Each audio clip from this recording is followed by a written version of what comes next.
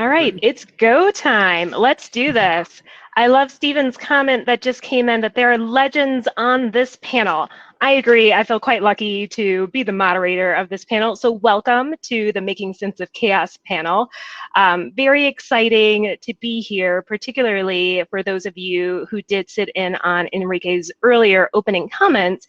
He talked about micro-awareness and macro-action, which is a great way to start the conference in general, but also as a lead-in to our particular the particular challenges and opportunities that we're going to talk about today. So Enrique talked about getting out of the HR bubble and understanding the larger world and some of those bigger issues that ultimately impact the world of work, but then also some of those smaller things that you can do every day to impact your organization, your employees, your stakeholders. So we're going to dive into some of those things today. Want to do very quick introductions. So yes, we do have legends. We have Anna Tavis from NYU. She's a professor and department chair for the Human Capital Management programs. We have Horst, Gallo, the vice president of HR Talent Solutions and Global Mobility at IBM.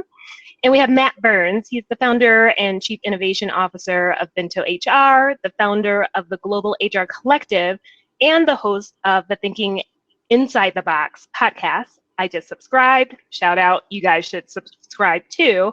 And I'm Erin Henry. I am the Chief of Staff to the Chief Human Resources Officer at Northwestern Mutual in Milwaukee.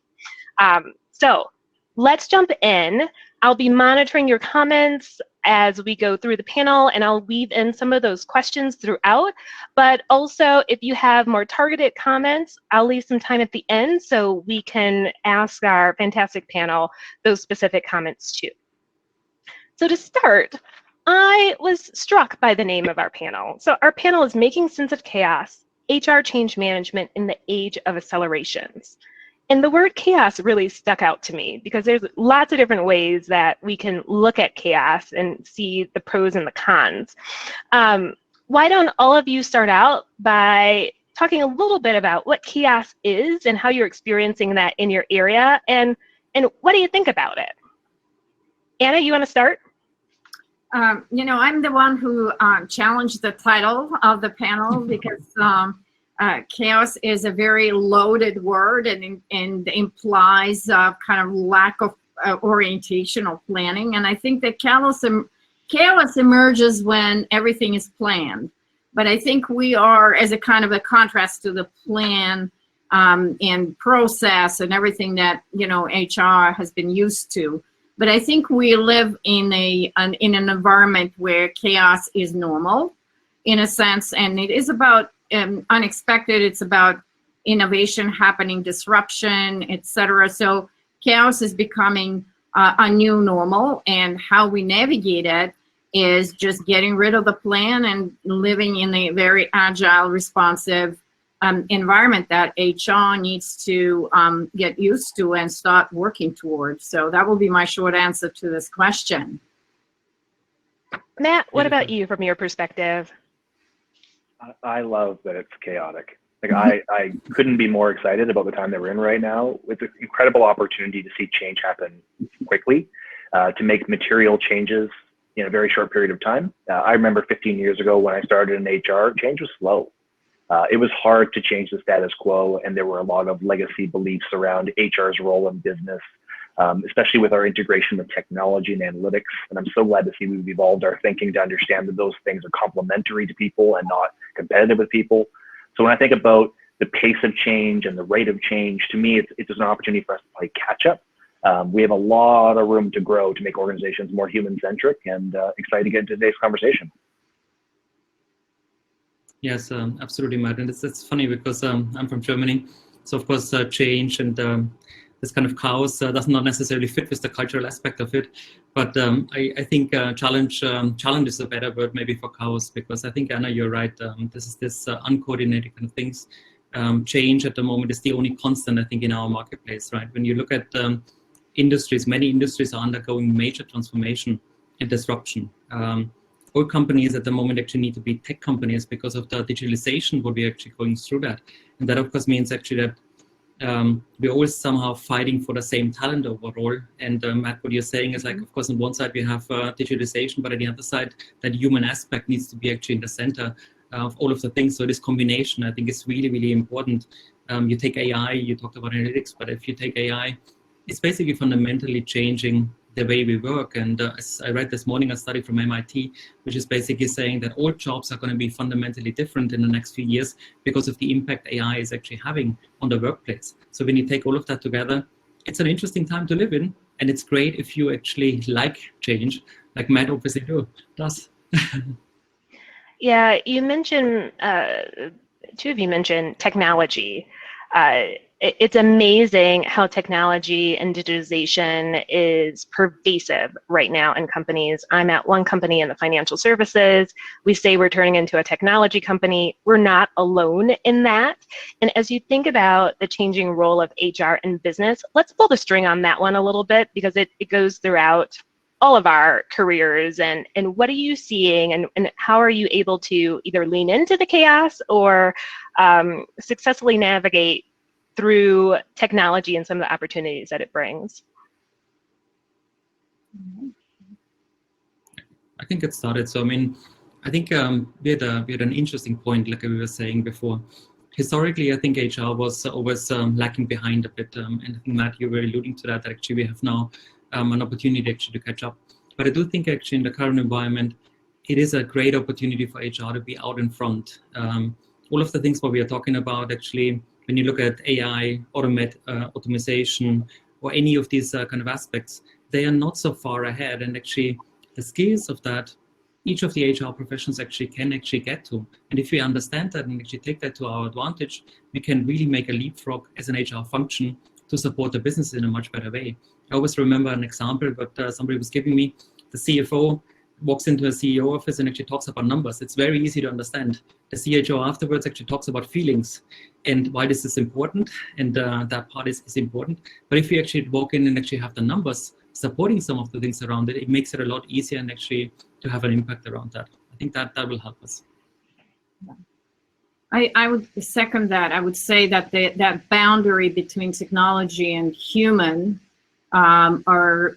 is being transgressed. This boundary is disappearing, and I think we're heading toward the environment where it's almost like humans and technology are not going to be distinguishable. They are going to be complementary and augmenting each other. And in that kind of situation, we are coming out of the age of technology, or already have come out of the age of technology that was kind of hardware.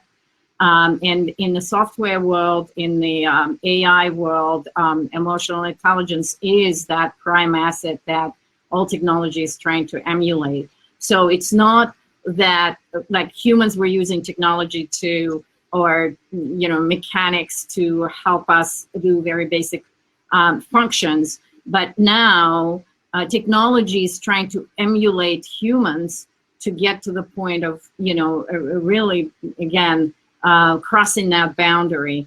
And it's not that HR is going to be catching up. It's kind of we, by accident, almost by nature of technology innovation, found ourselves in front of the parade.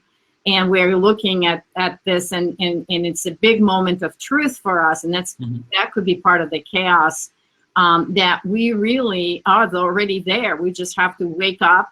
We have to embrace it, and we have to have courage to really play along with the technologies who are reaching out to us now, because that's where the stage of evolution we're at. And that's kind of my point of view on this one. Now we're getting somewhere. I told you to bring the heat. Erin. This is exactly what I was waiting to hear. So Anna's spot on. So I don't think we created the circumstance for ourselves, but we find ourselves here where organizations are at an inflection point and they're looking to find a way to transform themselves. And if we don't step up to the plate as human resources professionals, somebody else will. And I saw this before. Anna, Horst, you've seen this before as well. And Erin, likely yourself. With analytics, when they came into prominence 10, 15 years ago in HR, I remember the conversations at the senior level in most organizations. It was our salvation. We were going to use numbers to get a seat at the table. We were going to transform from firefighters into fire prevention. And we were going to become strategic business leaders and all these great things we're talking about still in 2020. But we let that opportunity pass us by because we never got as a profession, we never got our arms wrapped around the capabilities of analytics. We felt that it was an IT problem, we felt there was a finance problem, and we wanted to focus on the things that we thought was us, which was more human-centric activities. We didn't understand that those things will become integrated, and we actually fought really hard to keep them separate for a long period of time. We find ourselves in an exact same situation right now. And here's the way my small mind works. And I'll be honest, I was a little bit daunted coming on this panel with the likes of Horst and Anna and yourself, Erin. I'll try my best to hang with this group, but here's how my mind works in the fourth industrial revolution. We're now in a knowledge-based economy where inputs are much more important than outputs insofar as what people contribute and also how organizations measure their contributions to the broader mission. It's very easy to measure outputs in an assembly line when you can say that Matt built 12 widgets and Horst built 15. But in this new world, how do you measure discretionary effort? How do you measure intrinsic motivation? And the reality is that we've had science in behavioral science and neuroscience for years that have told us there's a strong link between discretionary effort, intrinsic motivation, and business performance. We have chosen to continue to have the same conversation around seat at the table and when is HR going to get a spot in the sunlight. If we just use the tools that are available to us and not get distracted by AI and machine learning and big data, we actually have a lot of the solutions sitting in front of us today that we could be leveraging. We don't have to overcomplicate this. Look at something like psychological safety in the context of analytics. In my experience, most times when you create a disciplinary implication to a number, it generates bad behaviors. People try to game the system, the result becomes more important than the process. And as a result of that, analytics become a stick as opposed to a tool of measurement and performance and coaching. That tool is available today. It's just how we apply the knowledge and apply some levels of rigor and scientific, or technological excellence to our thinking. So I'm just so excited about the change. I couldn't agree with Anna more. This is more about the change for us and how we show up in this 21st century. Can I make a good point? Oh, sure. I just want to keep pushing the conversation. You make a good point about a window of opportunity, that we are at a time where this window of opportunity could potentially close, and we need to pay attention as either HR professionals or adjacent professions. And I know you have a comment. I just want to make sure we're still on the so what, because it would be great for us to leave this panel and the wonderful people joining us today to walk out with something that we're going to go out there, we're going to take advantage of this opportunity and crush it. Go ahead, Anna. Sorry about that. I just wanted to add to what Matt was saying in terms of, again, this kind of boundaryless situation we're in between the human and technology. Look at the language that's emerging. We're talking about storytelling with data. We're talking about even artificial intelligence. There's an artificial and intelligence there, right? We're talking about sentiment analysis instead of employee surveys, right? We're talking, the whole language around technology is changing leaning into the direction of humans. And so to your point, to just kind of build on this whole exchange, I think it's the domain is there, the opportunity is there, and whoever jumps in, and we know like Agile came from software engineers, right? We are now bringing in anthropologists into our field. We're bringing evolutionary biologists into analytics functions. We're bringing, neuroscientists to help us get better equipped to understand human behavior, not just psychology traditionally. So it's not like we're standing still and watching and trying to upskill ourselves. We are expanding out into various different disciplines that study humans, and then augmenting it with the technology. And in this powerful blend, that's where we're going to emerge. So I don't think it's kind of up to us to decide. I think it's going to be an evolution and a blending of human sciences, natural sciences, with all of the technology available to them, and the new developments on the technology side. And we are going to be approaching each other together, because also let's not get our CFOs and chief technology officers off the hook. they have to step up and learn a lot about human nature as well to be able to build that bond with HR so that we are all marching in the same direction. Yes, and I think when you look at that, you mentioned this change of words, I think, around that. I think Agile and design thinking is exactly one of the part where you actually put that human in the forefront of the discussion, and you're actually now talking about experiences, not anymore about processes, what we have in the past. And that means automatically that you actually look at it end to end, not as a process, but actually how you can create the experience from what is the point of contact for the employee. And I think this is really this new way of working for us as an HR professional. And I agree with you, Matt. I think a lot of the things is there, but there's still a lot of angst out there for HR professionals to actually embrace this new kind of skills. Historically, I think when we have designed things in HR, we would always go back into a little room, a meeting room. We make it dark, we lock ourselves in there for a month, and then afterwards we come out and actually roll it out to everybody.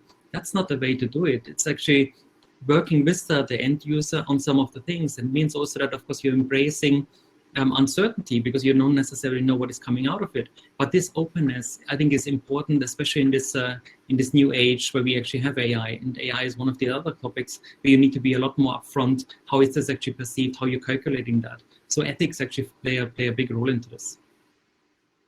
I just want to jump in. I love what Anna said about not letting our collective colleagues in an organization off the hook here. The information that's available to us is available to them as well. And if they're truly incentivized and desire to create a successful organization in today's reality, they're going to have to upskill in these areas to be effective leaders. That is, we are going to help them, connect them to solutions. We may help curate some of the solutions that help them do that. But ultimately, it's the individual leader's responsibility to continue to evolve in this new world where things are changing and evolving. It's not just pass it over to HR, they're going to handle the people, which traditionally has been the way things have been handled in too many organizations. Which goes back to the ability for HR to step up in new ways.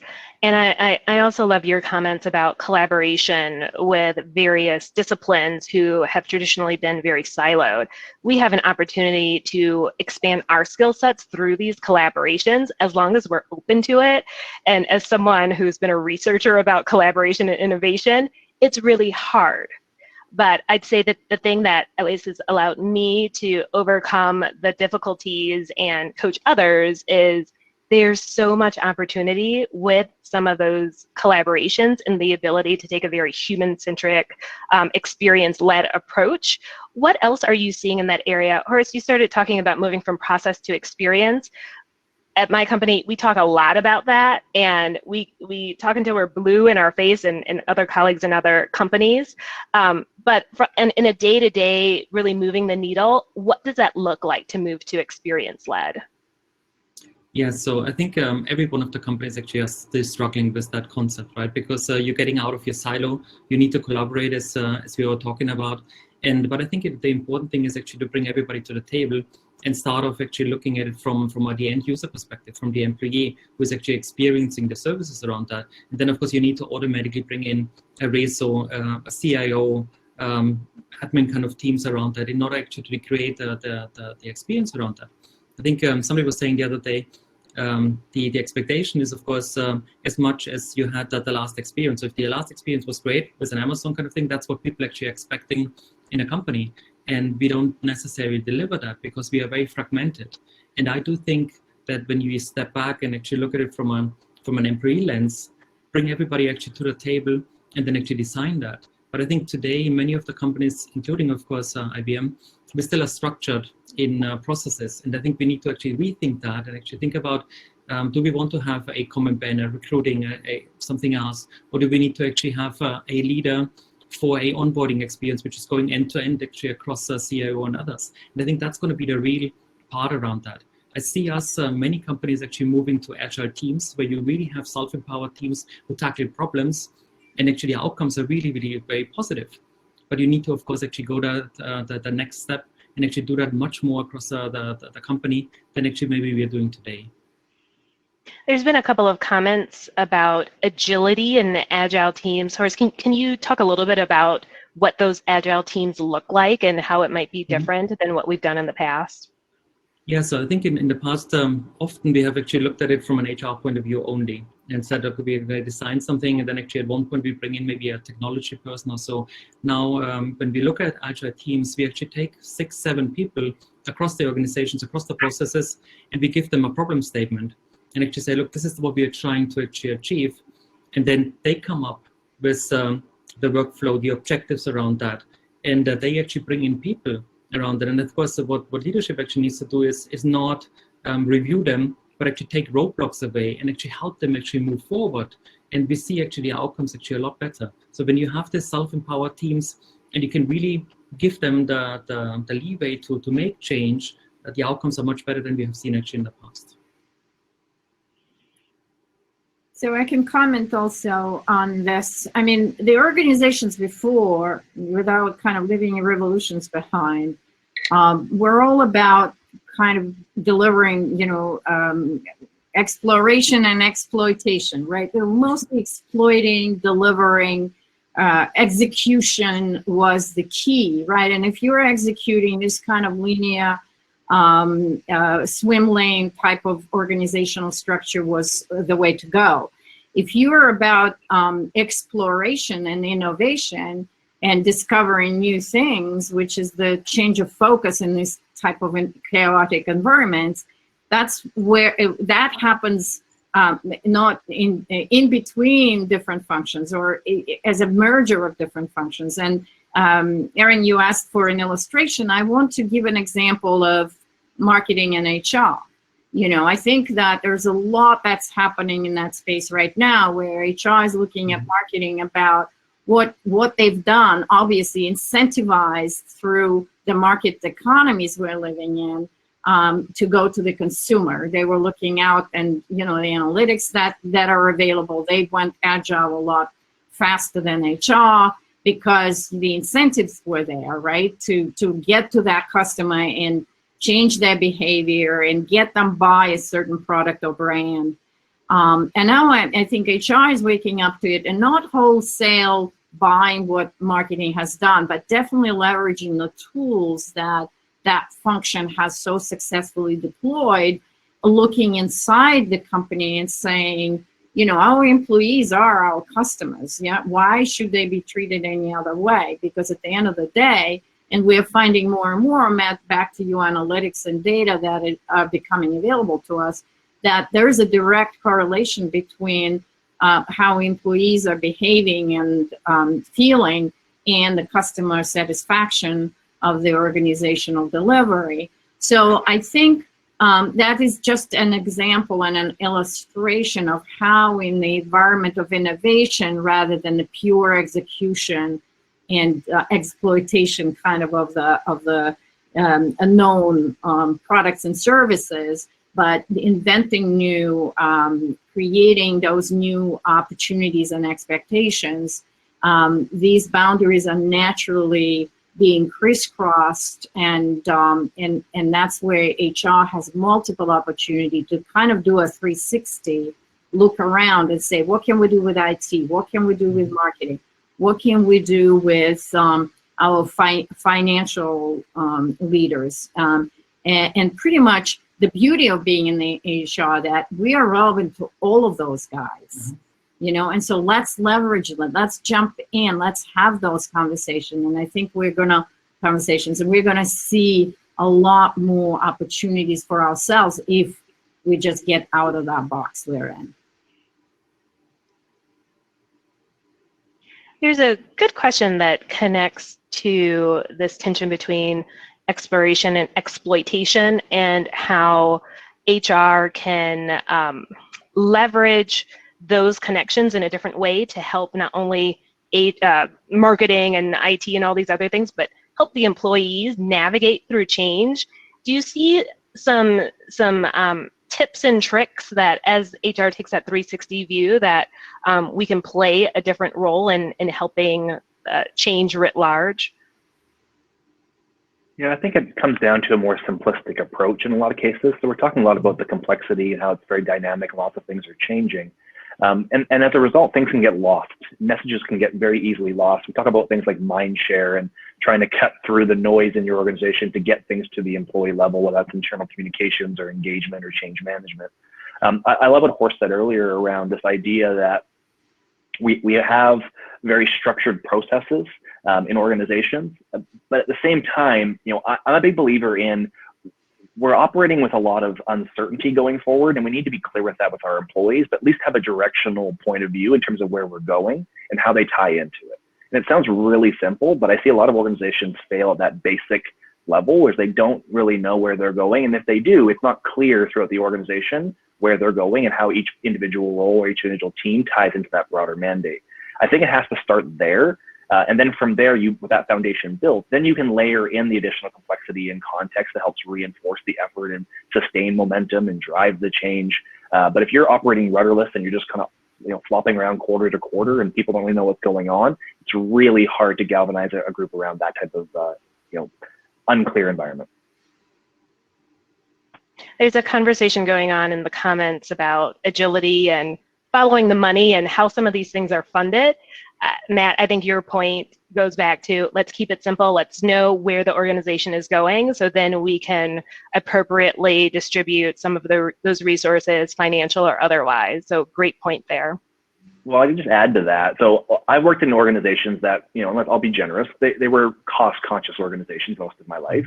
So money wasn't plentiful. There was no, $1 million learning and development budget. There was no 5 data scientists running around doing analytics for us.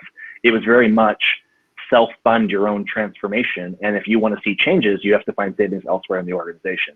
And at the time, I didn't like that so much. I felt like if we had more resources, we could have more effect. But I look back at that experience now and go, constraints actually drove innovation for us. We had to achieve a mandate, had limited resources, and had to make it happen. So a function of that in this context is, even if you aren't a large multinational corporation with infinite budgets and lots of resources, you can still enact change and still realize the principles that we're discussing on this particular chat right now. It's just a function of being intentional about what your purpose is as an organization and how you connect the people to that. And with technology and with data, it's never been easier to disseminate information as long as you put the care into ensuring it's the right message at the right time for the right audience. And just to build on that, Erin, if I could just put in, and I think that's really well said, and that takes us to the point of it's not really about bells and whistles out there and the processes and the tools and technology. It's what first comes to mind is a mindset, right? And some of the companies embrace that growth mindset. It is a learning mindset. It's a mindset of innovation, and that's the hardest probably change that needs to occur, because even if you have all the funding that's available to you, but you are still into creating more processes and piling on more infrastructure and buying the tools that you don't know how actually to scale. So all of that is not going to lead you where you need to be. It really is about working on the culture and a certain mindset of innovation, of being creative with limited resource, and getting people excited and committed about the vision and the purpose. Again, in this line of thinking, the things that come up oftentimes are about purpose, are about vision, are about engagement, that become really, really critical. And then technology and tools and techniques and everything else comes along. Yeah, and if I maybe just add on and build up upon what Matt and I was saying, I think constraints is actually helping with innovation. I fully agree, Matt, actually. As well as actually do something very, very big. And of course, for that, actually, you need a lot of investment. You need a lot of time actually to do that. In the age of Agile and design thinking, you're trying to do something small. You run a lot of pilots, you fail fast, you see what is actually what's not working. So the investments actually in that smaller space is much more limited. And of course, once you actually show results around that, it is much easier to get other people actually attracted by that and to build up on that. And I think this is actually to go. It's not anymore this big fancy, but starting small, showing the value and actually building up. I think that is the much better today. And Erin, I'm seeing a lot of questions in the chat here about like the so what, and I promised you when we chatted that we would make sure we keep coming back to the so what. So let's not overcomplicate this. I love, again, a couple of previous comments. The idea that HR used to operate in a bubble and a silo and go back to the cave and create and come out, ta-da, here's the vision, do you all like it? And then we get disappointed when people don't. We're now in an era of co-designing, of agile, of design thinking, where we're involving our stakeholders in their ultimate future, and therefore they're helping us co-design that. So one quick, easy thing to apply is, whether you're running a large transformational project or even just rolling out a new policy, is what level of involvement from the business have you had in the design, the development, and the rollout of that particular strategy? Have they been involved and given feedback about the concept? Are you aligned on the problem statement, and are you aligned on the solution to achieve some sort of resolution to that? If you can't start from that basic premise, then any effort you exert after that is going to be butting up against biases and internal politics and bureaucracy, and that's where progress tends to slow. I much prefer to be upfront with that information, get all my approvals, get all my alignment pieces handled upfront, so we actually get to the stage of piloting concept and implementation. It becomes more of a function of how well do we digest change as an organization, and less about who actually agrees with what we're doing. So having that co-designing piece, I think, is critical, and then developing some really simplistic feedback loops throughout the rollout of your initiative. I'm a big believer in Agile in the sense of, I've often said in corporate settings, I'm going to launch something. It's not going to be perfect. In fact, I promise you it's not going to be, there are going to be some mistakes.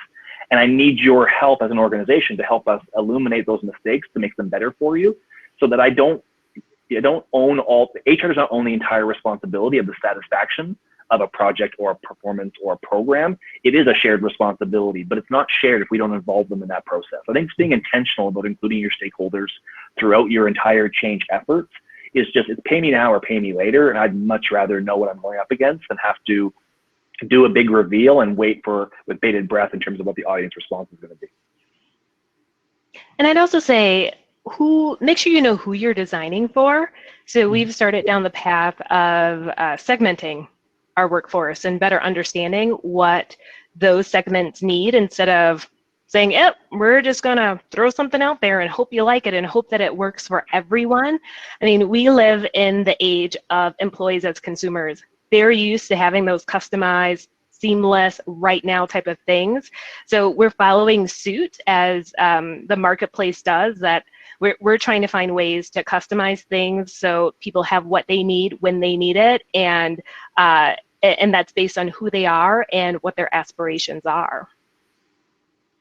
Yes, I think that's a good point. The other point I think, Matt, you were talking about is this why we're doing that, right? Because often I see as well that we in HR actually come up with this great idea, and we design something around it, and then actually at the end, the business is asking, so why did you do that?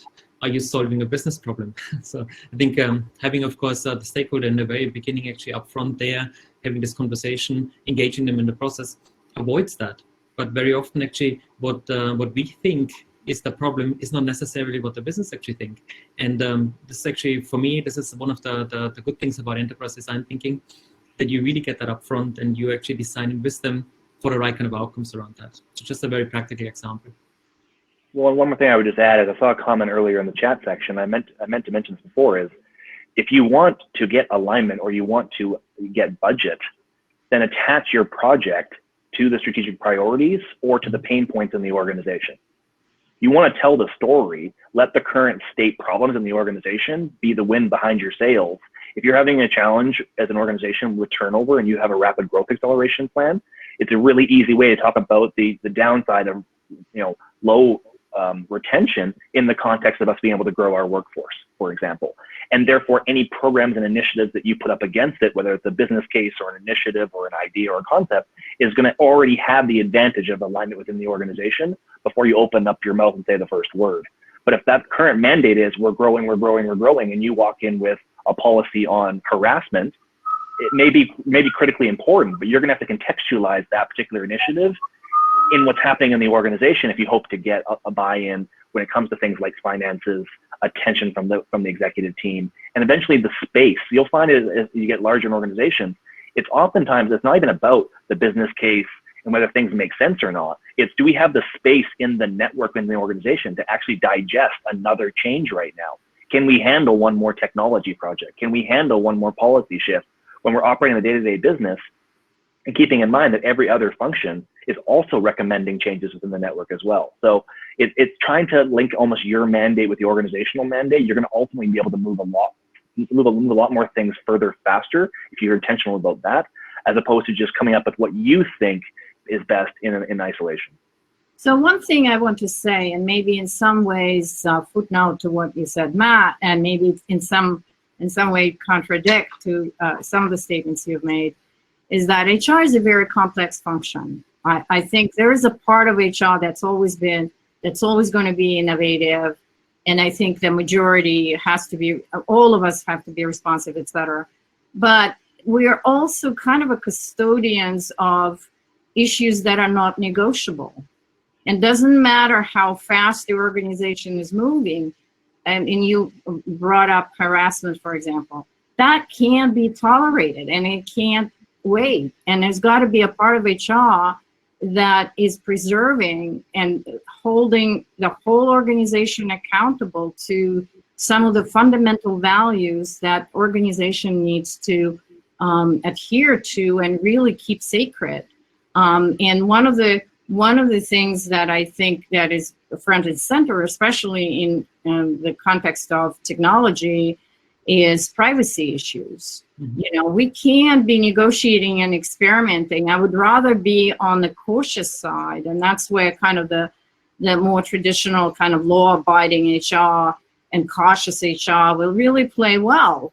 And so I think we need to be discerning in that space. And when it comes to diversity and inclusion, for example, yeah, it's much easier to put together a team that is all looking the same because it's faster to get work done, and it's much harder work to be working on inclusivity and creating those teams and looking at equity and looking at those things that we really have to be reminding organizations. For example, pay equity, right?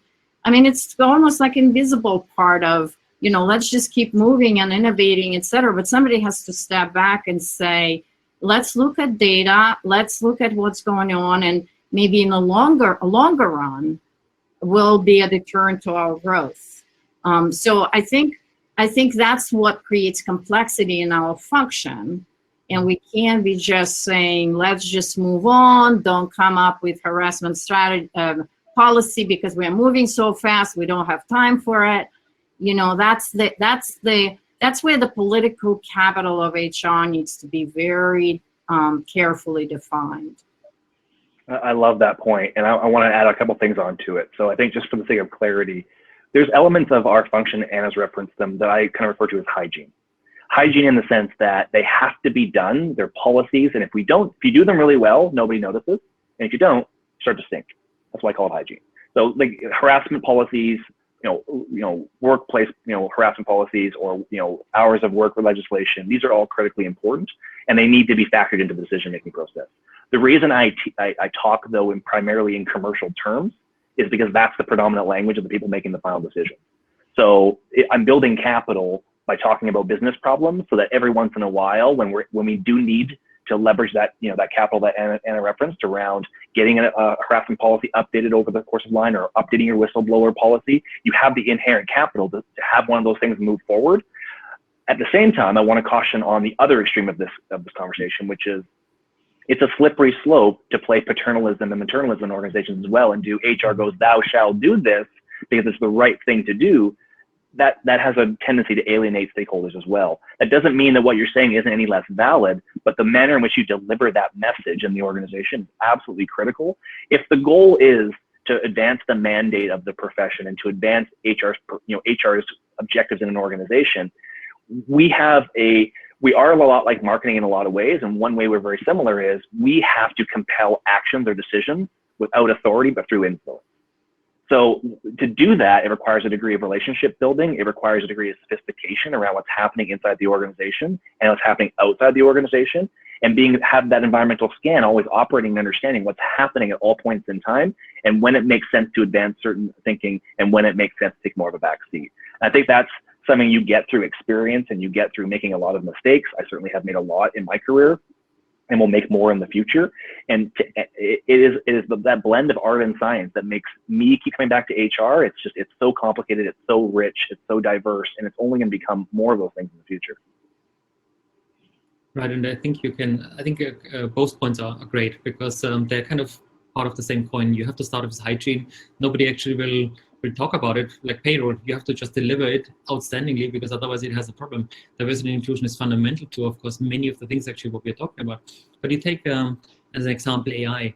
Everybody's playing around with it, and of course, if you actually do that in the wrong way, without actually having that diversity and inclusion actually included, you come up with something which is very negative. So therefore, of course, this ethics discussion and actually having the right kind of people designing that is fundamental. But I think the other thing for me is being much more open and transparent in what you do. Because historically, we were always thinking like HR is such an area, we can only do that in the back door, nobody can actually talk to us, nobody sit around us. But I think it is important that when we do the things, and this is, I think, design thinking is actually helping with that, you're going to be out there, you're designing with the people.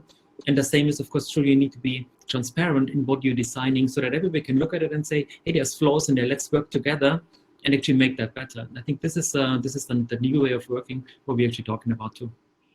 There's been a stream of comments and questions in the chat area about, I would categorize it as organizational structures, organizational boundaries becoming fuzzier, whether it's reorging very quickly and persistently, so an organization that's constantly changing, to increasingly distributed workforces. How are you thinking about the differences and changes in organizational structures and boundaries as we see all these dynamics play together? I can't wait for Anna's answer on this. Yeah. So I think we are, I want to use, again, this build on that conversation of inclusion. I think what we are realizing now that organizations are much bigger than just the org chart, right? I think and the first kind of frontier of where we need to be thinking are all in the ecosystem framework. So we live in the ecosystem. Who are our stakeholders, and what kinds of obligations we have to the stakeholders? Organizations traditionally, when we talk about them, even if we use the word organism, right, as the stem of this whole construct that we're discussing, are kind of organic, and they're part of the ecosystem. And I think we're beginning to understand it better. And so what we need to do now is to think about extending, really evaluating those relationships we have with stakeholders. Who are our customers? Who are we used to talk about shareholders only, but that's changed, right? We're now talking about stakeholders out there, customers, our contractors, vendors that we're using, et cetera. And I think the platforms like, for example, Google and not Google, Uber brought out some of those issues front and center. Labor laws. That's why HR had to kind of step in, because again, on that model of fast acceleration and scaling, they kind of lost sight of what they were doing to their drivers, and that came back haunting them, if you remember. And now, so what we are seeing now, Google, for example, is now extending healthcare benefits to contractors. These are the kinds of, more ecosystem focused than organization, purely that one box we're sitting in, focused policies and ways of thinking and extending benefits and including into the community.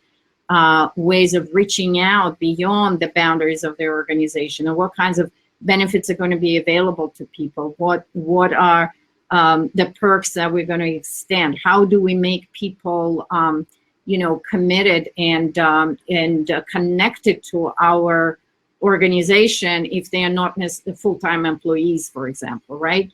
So I think we're seeing experiments in that space.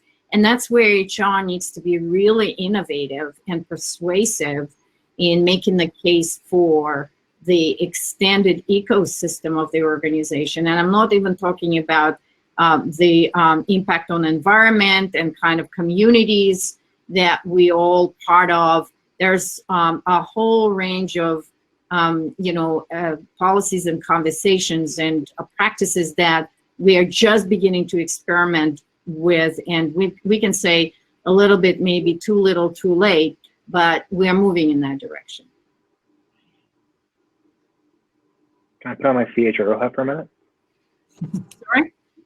Go ahead. Can I put on my CHRO hat for a minute here? So I get this question a lot, which is, organizational design in HR, because we're experiencing these questions both from our stakeholders. They're asking about dispersed teams and gig-based workers and freelancers and contractors more than ever before.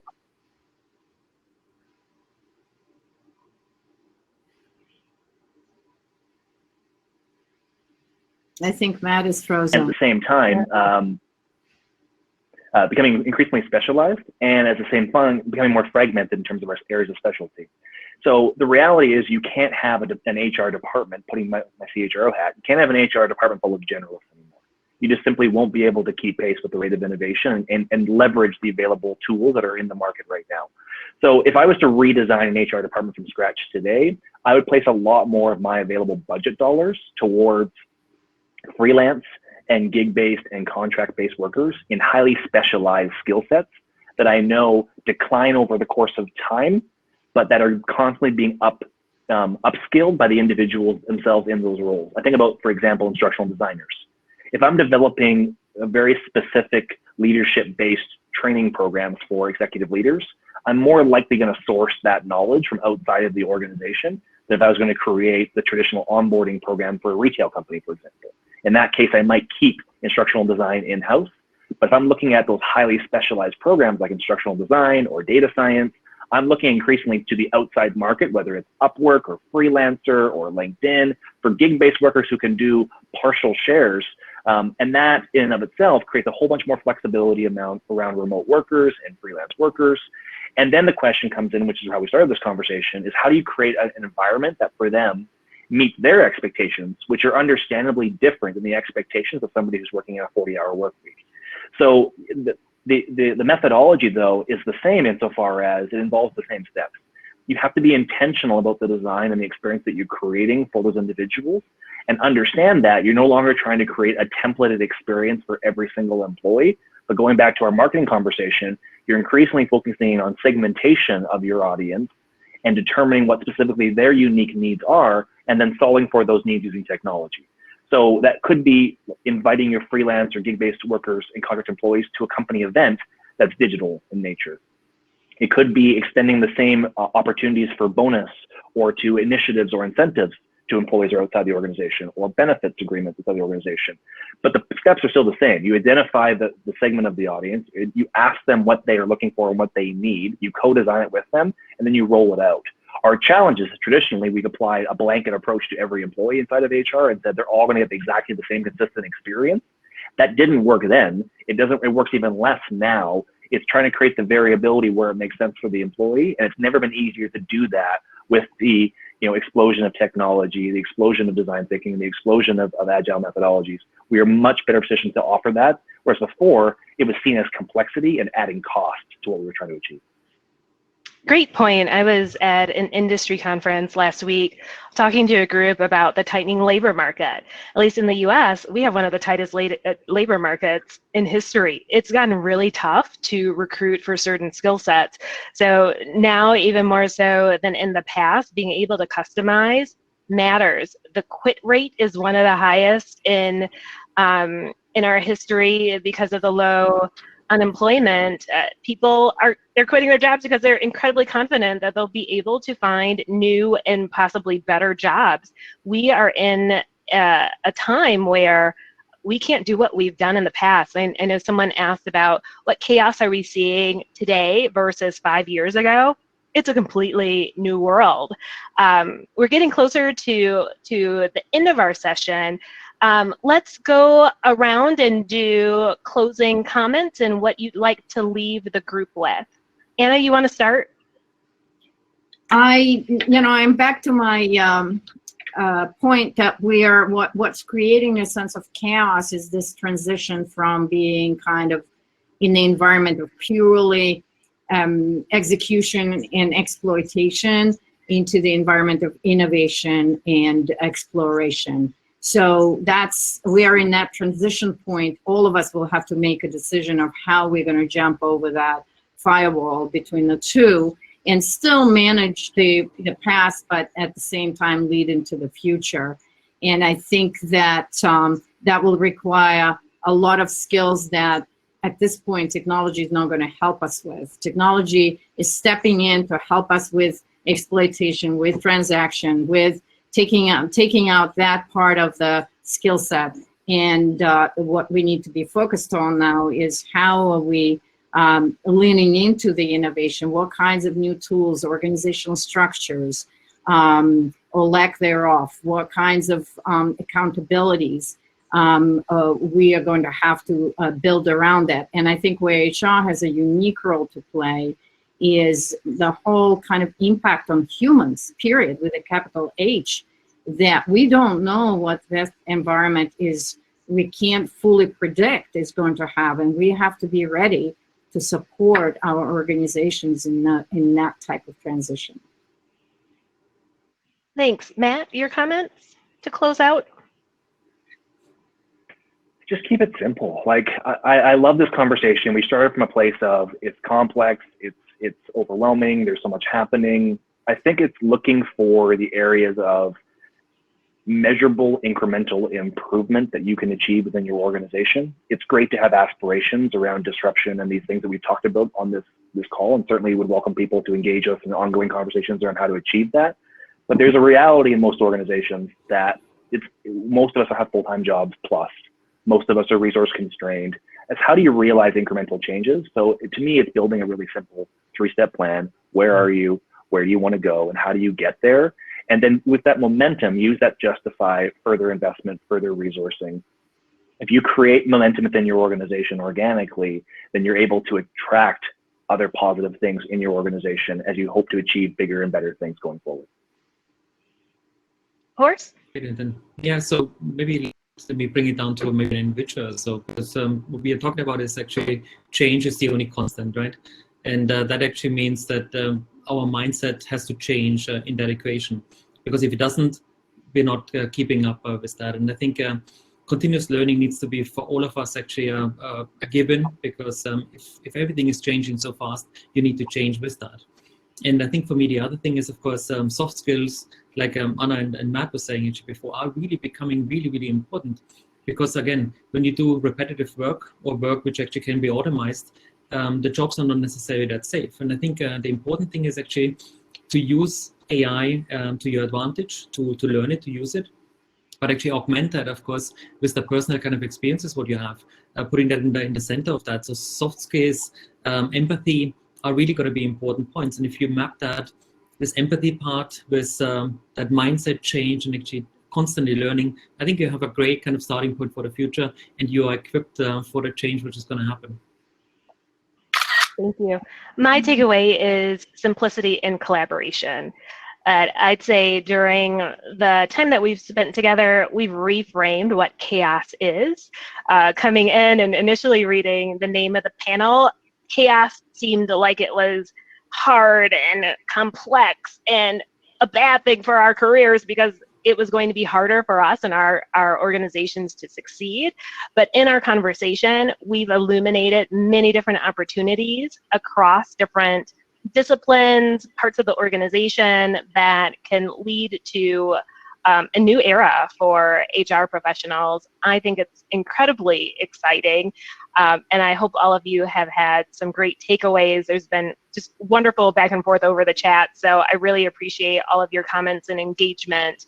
We're going to end just a little bit early to make sure that we are on time and Enrique is happy with us so you can get to the next panel. But please do invite your friends and your colleagues to sign up. There's really fantastic programming for the rest of today and for the next couple of days. So thank you all and have a great rest of the week.